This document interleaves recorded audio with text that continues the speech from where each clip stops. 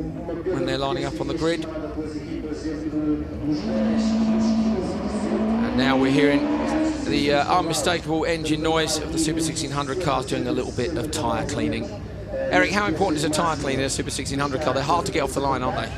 Yeah, it's all about traction with its front-wheel drive, and yeah, of course it's more about cleaning tires. You don't get much heat, but of course it's just to get tires clean. It's important. And that's something that's quite unique to rallycross, isn't it? Because the tyres do come in covered in dirt. Sometimes the paddock is a gravel paddock. It's not like a race paddock, is it? No, of course. But I think you only have allowed to do one cleaning, so it should be the same for everybody. And it's enough, one clean, to clean the tyres or not? Yeah, I think it's enough. Here is the grid then. Zagimenov and Linnemann on the front row. Misula and Bauminis on the second row. Shigabutinov and Veverka on the third. Zagimenov then is on the left-hand side in the Skoda Fabia, in the work Skoda colours. Linnemann on the right in the Peugeot 208. If you watched last year, then you'll know, you'll be very familiar with the colours of this car.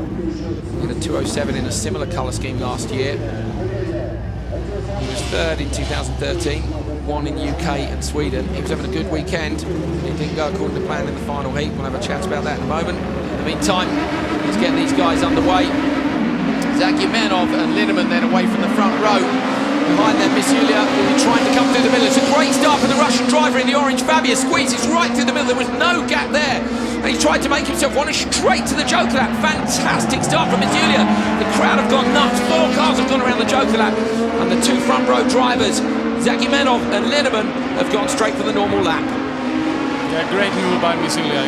I thought he was going for the normal track, but then he just went in the middle of them and raced straight into the Joker. And yeah, that's probably a sensible move, isn't it, when he was sandwiched between the two? Yeah, of course. It would have been some contact and maybe some car would have stopped there. Very, very clear head for the Russian driver, who's relatively new to rallycross. He's in third place right now in the orange Fabia. You're seeing Zagimenov and Linnemann coming over the line now. Zagimenov won the first heat, Linnemann won heats 2 and 3, but he had a DNF in heat 4. Yeah, he stopped on the track. I don't know what happened, but I think it will be between these two guys. Misulia is holding up a train of cars behind him. Very promising driver. He won a Lada one-race championship, the Lada Grande Cup, and the prize is actually a drive in the World Touring Car Championship in Russia. So he'll be going up against the likes of Sebastian Loeb and the minds of the Work Citroen team in World Touring Cars. He's so enthusiastic, Eric. Yeah, he's very spectacular. You know, he pushes it to the limit always. Up and over the curbs in the Super 1600s. They don't carry the curbs quite as well as the supercars do.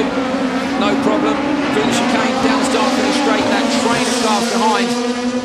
Interested to see if anyone feels brave enough. Shigabutinov is at the back. Veverka just in front. Baumanis in front of him. Oh, Shigabutinov having a look at Veverka, and Shigabutinov makes the pass on Veverka. Good job. Veverka runs really wide in the 206. And that's him dropped to the back of the grid. So Shigabutinov on the move. Up next is Baumanis, who is in another set promotion car, I think. So we won't want to run him off the road. Not strictly teammates really in Super 1600, they just run from the same preparation company. Yeah, of course. And it's really tight class, you know, it's very tight on the time, so it's always a lot of action. Now, Eric, last year you where were you here? You were second in Portugal last year. Yeah. Well, what was the secret to a decent race time here, or to the final here? I mean, it's a tricky track.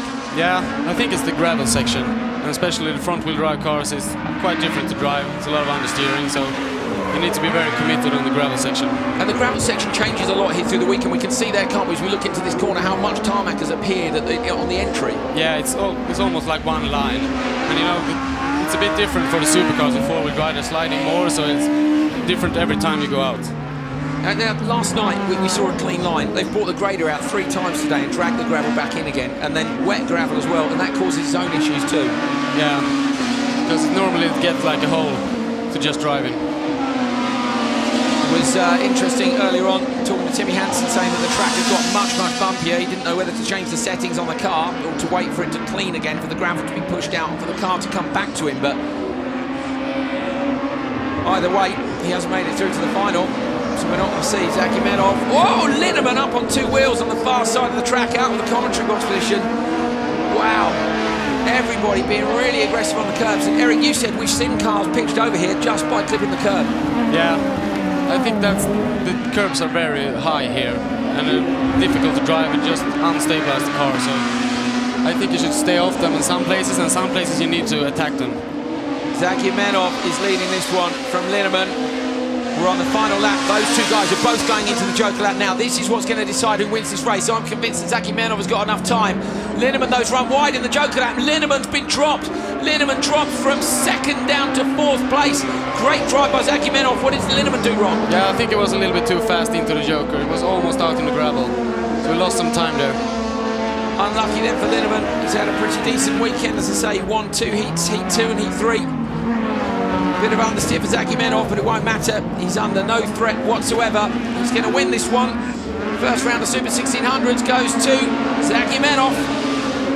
Second is Miss Julia. Third is Balmanis. Well, pretty typical Super 1600 final.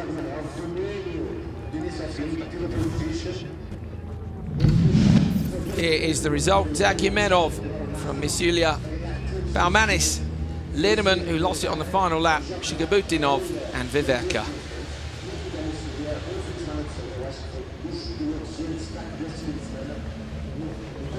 Wonderful. Now you can see the points this year. 8 points for a final win. Last year it was 6, and that's to give a little bit more emphasis on those who take the risks and take the win in the final. Zakimenov really didn't need to take any risks at all, Eric. Brilliant start, never challenged. Yeah, he had a very clean race. And he's been fast all weekend, so I think he knew that if he got the start, then he probably would have made it, would have finished first. That's a good look at the view from up here at the circuit, just above Montalegre. There are the championship points after round 1. Zakimenov in first, Miss Julia in third, Shigabutinov, in third.